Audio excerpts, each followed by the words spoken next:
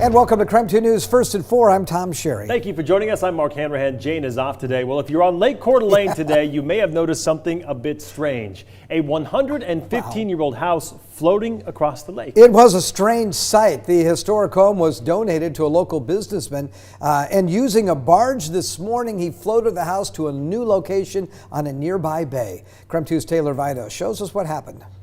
First, a look at what it looked like this morning. A fairly large house sitting atop a barge on the water. And not just any house, but a 115-year-old home with ties to a former college in Coeur d'Alene.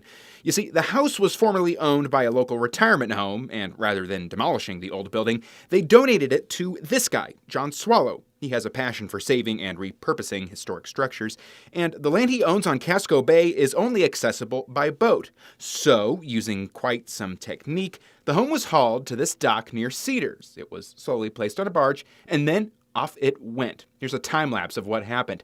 Now, it took several hours to push off. From what we can tell, everything seemed to go okay. Workers hung out in the home as it floated along on the barge.